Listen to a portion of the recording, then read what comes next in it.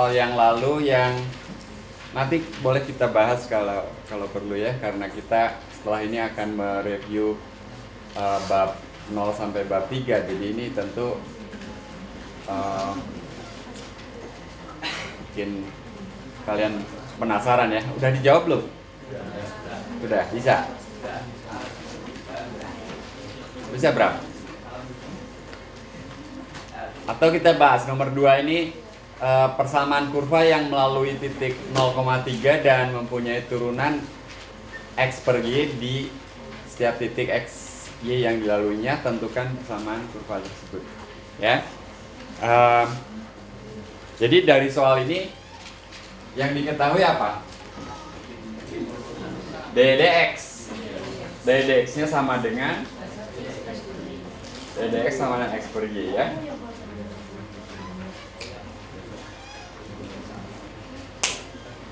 Jadi dy dx, wah ini spidolnya baru jadi tipis. Dy dx sama dengan X per Y gitu. Terus diapakan? Oke, jadi seperti kali silang begitu ya. Y dy sama dengan dx. Sebetulnya dari sini ke sini lewat diferensialnya dulu ya. Jadi definisi diferensial kan dy sama dengan turunannya dalam hal ini X per Y kali dx gitu ya. Baru kemudian kalikan kedua ruas dengan Y. Jadi tidak langsung kali silang di sini ya, karena di sini dy dan dx ini satu kesatuan, bukan dy dibagi dx.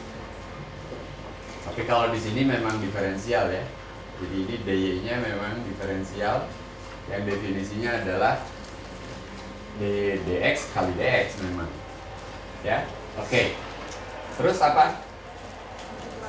Integralkan. Jadi ya. Lalu apa integral tak tentu dari setengah y kuadrat? Itu C1 lah katakan.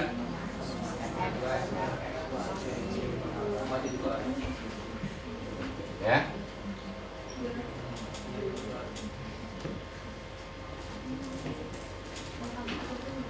Terus ya disatukan persamaan ini, akhirnya kali 2 C1 C2 nya digabungkan,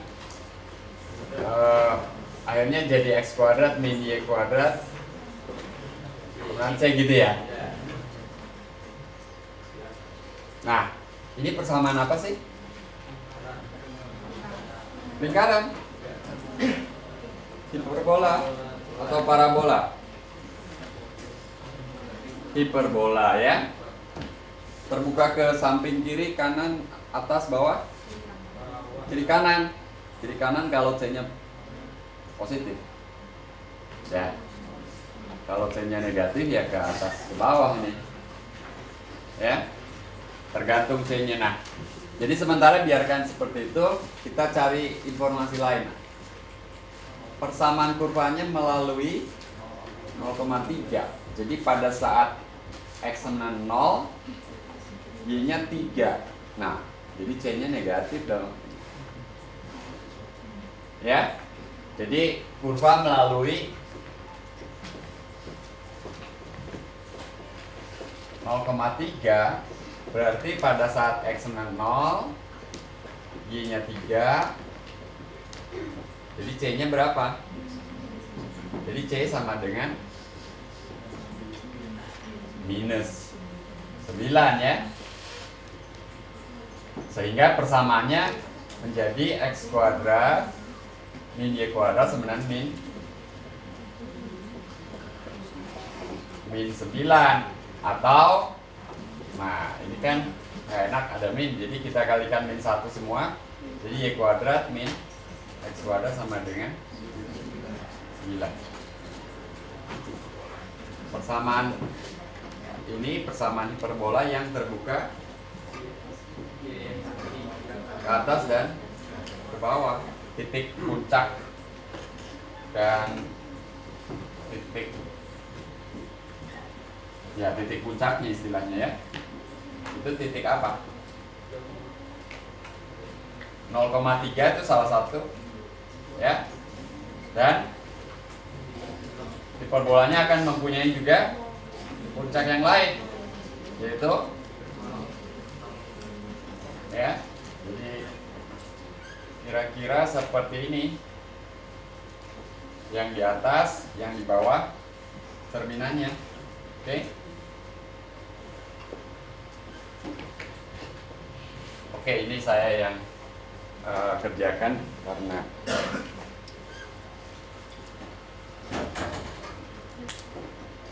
waktu kita nggak banyak hari ini ya. Baik. Tapi nanti kita boleh tengok lagi soal nomor 1 dan 3 bila masih penasaran dan ada waktu.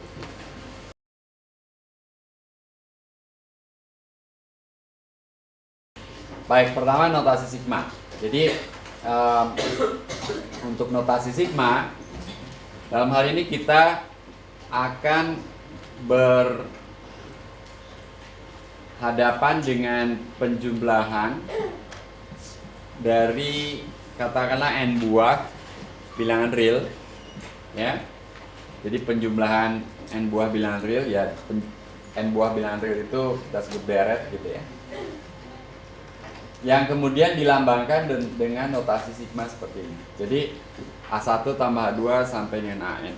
Nah, A1 sampai dengan AN ini nantinya tertentu ya, misalnya per N, misalnya akar N, yang lain ya. Jadi tergantung rumusnya apa nanti. Tapi secara umum kalau bilangan-bilangan itu kita tuliskan secara simbol terlebih dahulu sebagai A1, A2 dan seterusnya sampai dengan AN. Nah, simbol ini kita singkat dengan notasi sigma ini. Ya. Jadi sigma AI I sama dengan 1 sampai N. Artinya ya A1 sampai dengan AN itu dijumlahkan gitu ya.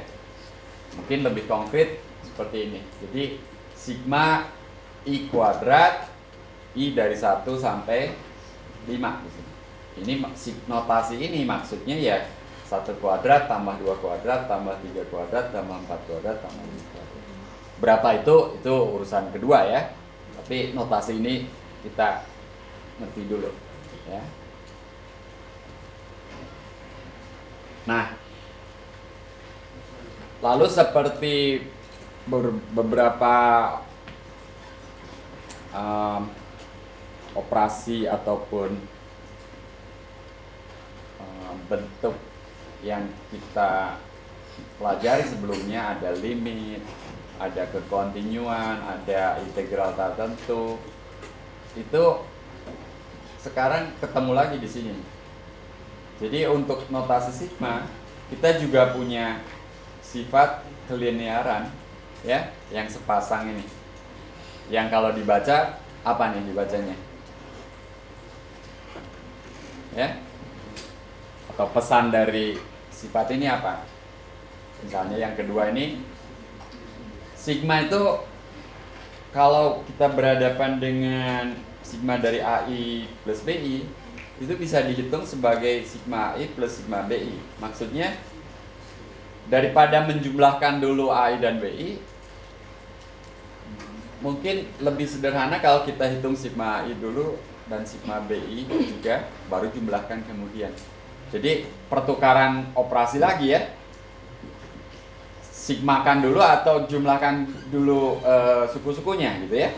Nah, teorema ini mengatakan silakan jumlahkan dulu suku-sukunya baru hitung sigmanya, atau hitung dulu sigma masing-masing baru jumlahkan, kemudian hasilnya akan sama. Nah, biasanya yang di ruas kanan yang lebih mudah ya, karena menjumlahkan terlebih dahulu suku-sukunya tentu akan memperumit suku-suku yang akan dihitung sigmanya nanti. Demikian juga di sini ya. Kalau di sini mungkin derajat kesulitannya kurang lebih sama lah, tapi pesannya seperti tadi,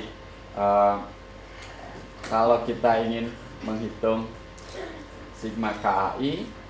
Jadi di sini K dikalikan dengan AI dulu baru dihitung sigmanya. Itu hasilnya akan sama saja dengan K kali sigma AI.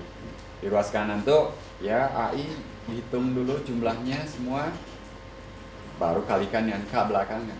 Oke ya?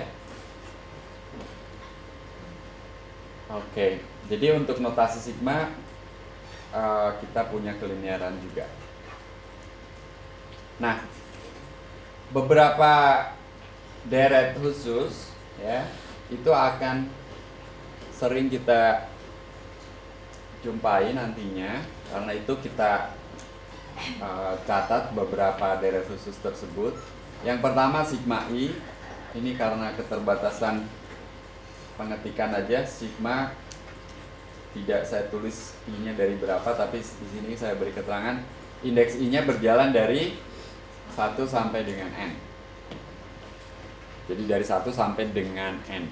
N-nya ikut artinya ya. Nah, sigma I 1 sampai dengan N itu artinya 1 tambah 2 tambah 3 dan seterusnya sampai dengan tambah N. Nah, jumlahnya itu akan sama dengan N kali N plus 1 per 2. Ini mudah dibuktikan. Karena deret pertama ini merupakan deret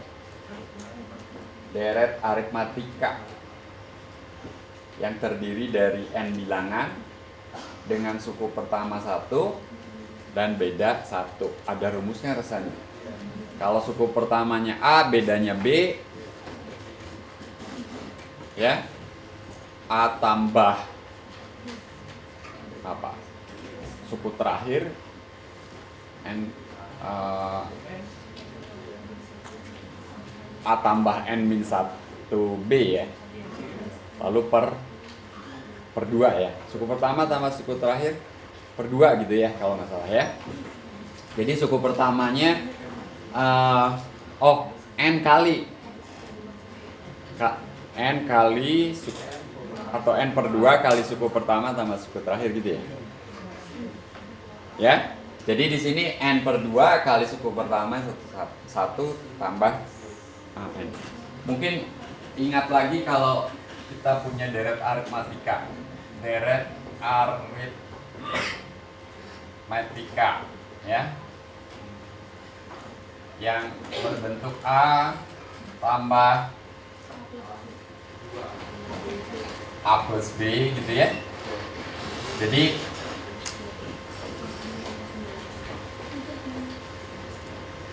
lalu terus A plus 2B tambah A plus N min 1 kali B gitu ya.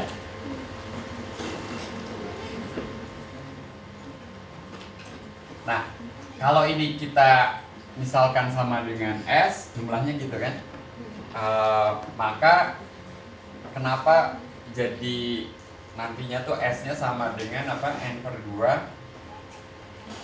kali A tambah, kalau nggak salah gini kan rumusnya kan? Ada A lagi ya? Iya, jadi 2A. Karena di sini ada A tambah A lagi. Jadi 2A.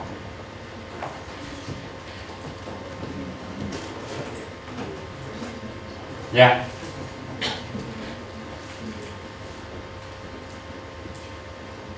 Jadi ini suku terakhir. Suku pertama tambah suku terakhir gitu ya. Jadi pada akhirnya nanti N kali A tambah N kali N min 1. Tapi dari mana ini rumus ini? Dari mana? Nah, caranya ada yang tahu? Dibalik ya. Jadi kalau S sama dengan jumlah dari semua ini, maka kalau dibalik dari yang terakhir lalu yang sebelumnya gitu kan, Dan yang terakhir nanti di sini A, ini jumlahnya tentu S juga. Lalu apa yang dilakukan? Jumlahkan. Jadi nanti 2S. Nah, jumlah suku pertama dan suku terakhir itu jumlah yang dalam kurung itu ya. Jadi 2A plus N-1 kali B. Demikian juga ini akan sama dengan 2A kali, ya, sama terus kan? Terus semua sama 2A tambah N-1 kali B. Dan itu adalah 2S. Jadi S-nya sendiri adalah A. Ini adalah N buah kan? Ada N suku kan? Jadi N kali kalau gitu. 2S itu adalah N kali dari suku ini. Nah ini yang dalam kurungnya, ini yang 2A. 2A. Karena itu 2S, maka S-nya adalah N per 2, gitu kan? Tahu nggak siapa yang mendapatkan teknik ini? Dibalik aja kan? Ada cerita lagi ya. Jadi ceritanya salah seorang tokoh matematikawan terkenal yang waktu itu masih kecil, umurnya 12 tahunan gitu, SD kelas 6 begitu. Dia nggak bisa diam di kelas gitu ya, jadi kayak Salman lah gitu ya. Lari-lari di kelas, gurunya sedang ngajar dari aritmatika gitu ya, di Jerman gitu ya. Anaknya lari-lari nggak memperhatikan gurunya, kan jadi kesel. Hei, kamu, namanya saya sembunyikan dulu ya. Lari-lari aja. Emangnya kamu udah tahu berapa jumlah deret ini? Terus anaknya sambil lari-lari juga. Gampang gitu ya. Jadi yang dibahas 1 tambah 2 tambah dan seterusnya sampainya. Berapa? Anak itu jawab N kali N plus 1 per 2. Gimana kamu mendapatkannya? Gampang, ya dibalik seperti ini. Jadi yang satu dibalik. Lari-lari lagi. Siapa coba anak itu? Ya? Ada gambarnya di sini. Siapa? Gauss ya. Gauss itu nama lengkapnya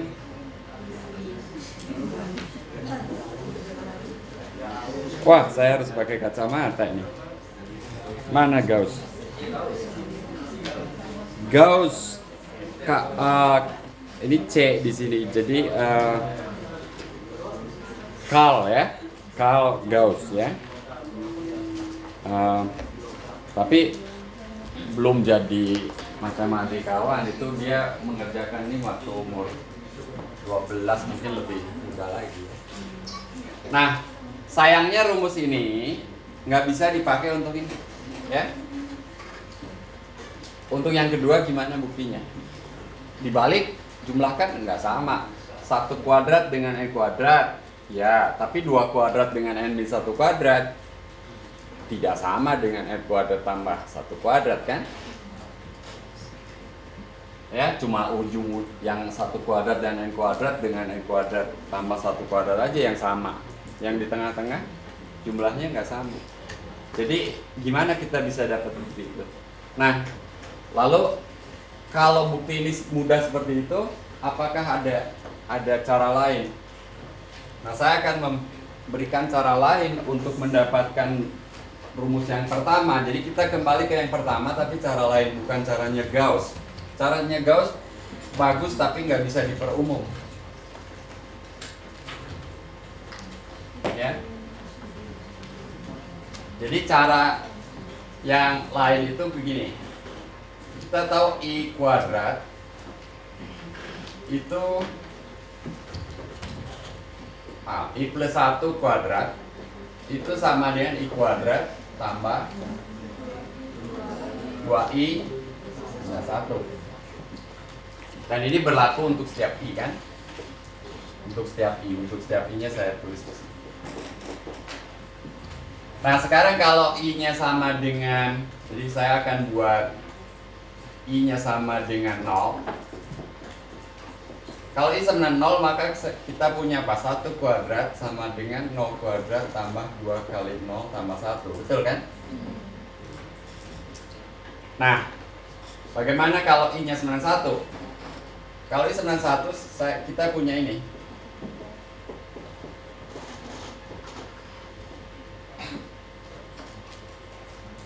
Nah, kalau dilanjutkan, kalau I-nya sama dengan N-1, maka kita punya N kuadrat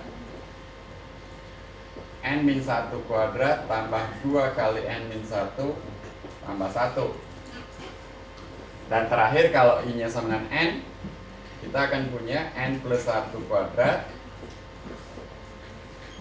N kuadrat tambah 2 kali N tambah 1. Nah, ini kita jumlahkan semuanya. Ya, wah, ribet dong.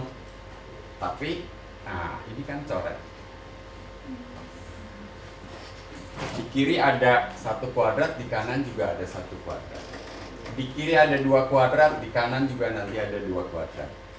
Ya, ini akan tercoret dengan suku sebelumnya, N kuadrat akan tercoret dengan N kuadrat sebelah kiri. Jadi, ketika dijumlahkan dan dicoret suku-suku yang sama, di kiri tinggal N plus 1 kuadrat. 0 kuadrat kan 0. Lalu ini 2 kali. Nah, ini 0 ya rupakan 1 sampai dengan N. Itulah sigma I. I dari 1 sampai N. Lalu ini ada 1. Sebanyak berapa? Hati-hati kalau hitung. N plus 1 buah. Ya. Kan dari 0, jadi ada N plus 1. Nah, ini yang dicari kan? Tapi kita udah dapat di sini. Jadi sigma I dari 1 sampai N itu N plus 1 kuadrat dikurangi N plus 1. Jadi N plus 1 kali N plus 1 dikurangi 1 dibagi 2. Jadi sama dengan N plus 1 kali N bagi 2. Sama kan hasilnya? Nah, kelihatan memang lebih rumit, tapi cara ini dapat diperumum. Sekarang kita mau membuktikan yang kedua. Caranya gimana? Caranya mulai dengan ini. I plus 1 pangkat 3 sama dengan I pangkat 3 I pangkat 3 tambah 3I kuadrat plus 3I plus 1. Ya. Jadi kalau tadi mungkin Silo lihat lagi. Jadi kalau tadi kita punya ini, ya, I plus 1 kuadrat tambah I kuadrat tambah 2I tambah 1. Ya, ini rumus apa namanya? Binomial ya. Jadi koefisiennya bilangan pada segitiga Pascal kan? Ya, kalau lupa ya lihat kembali. Sekarang ada Google, dicari aja segitiga Pascal akan ketemu. Jadi kita punya rumus ini. Nah, sekarang coba masukkan seperti tadi. Kalian dapat nggak? Ya, saya beri waktu sebentar.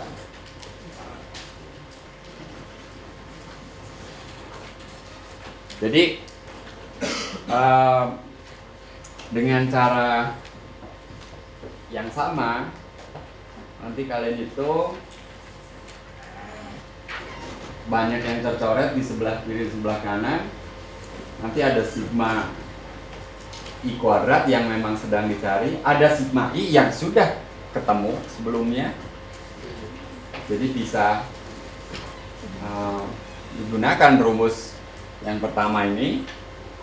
Lalu ada N plus 1 buah 1, yang jumlahnya tentu n plus 1. Lalu sederhanakan, ya, dapat rumus ini. Coba. Tadi saya mengerjakan cuma 3 menit kan, kalian bisa kasih 5 menit lah.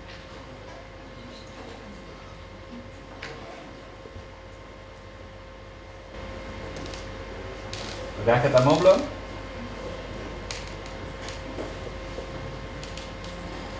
Untuk I sama dengan 0 sampai dengan I sama dengan N, kalian masukkan. Lalu jumlahkan dengan terlebih dahulu mencoret suku yang sama di ruas kiri dan di ruas kanan, ya.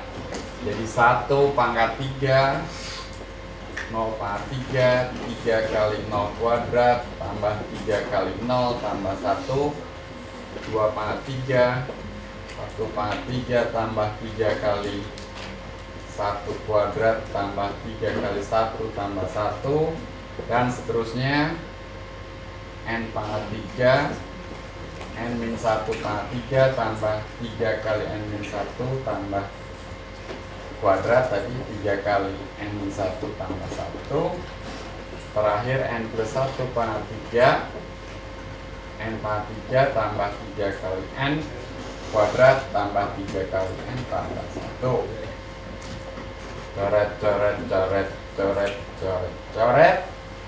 Di kiri tinggal n plus 1 pangkat 3. Nah, yang suku pertama semua sudah tercoret kecuali 0, tapi 0 kan ya 0. Lalu ini 3 kali sigma I kuadrat, ini yang kita cari, tambah 3 kali sigma I, ini kita sudah tahu, tambah n plus 1. Ya, kan? Bisa dong kita dapat sigma I kuadrat sama dengan apa dari sini? Ya, sebenarnya apa? N plus 1 pangkat 3 dikurangi 3 kali sigma I, ya. Sigma I udah tahu kan? Jadi 3 kali n kali n plus 1 per 2 itu sigma I. Lalu dikurangi n plus 1. Lalu ini semua dibagi berapa? Bagi 3 kan? Karena tadinya 3 kali. Nah, ini sederhanakan. Ini ada per 2, ada bagi 3, maka penyebutnya kita jadikan 6 kan? Oh, 6-nya udah kelihatan. Lalu di atas ada n plus 1 semua. Jadi n plus 1 kita keluarkan.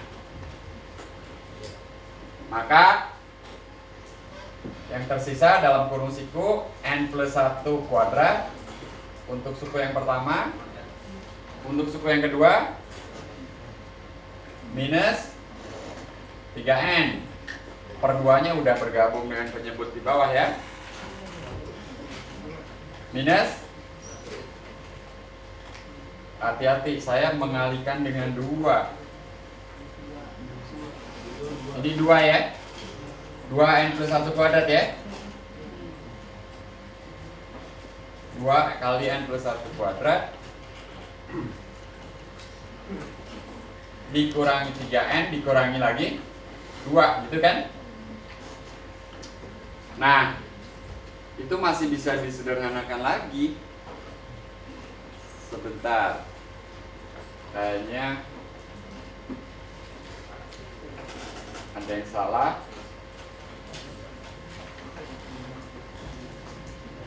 Enggak ya, nanti 2-nya habis.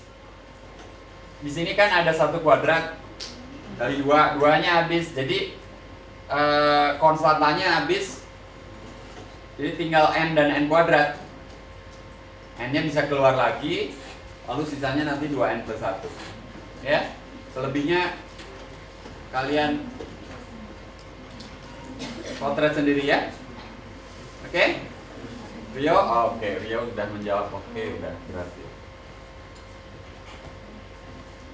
Nah, yang ketiga tentu nambah rumit, ya.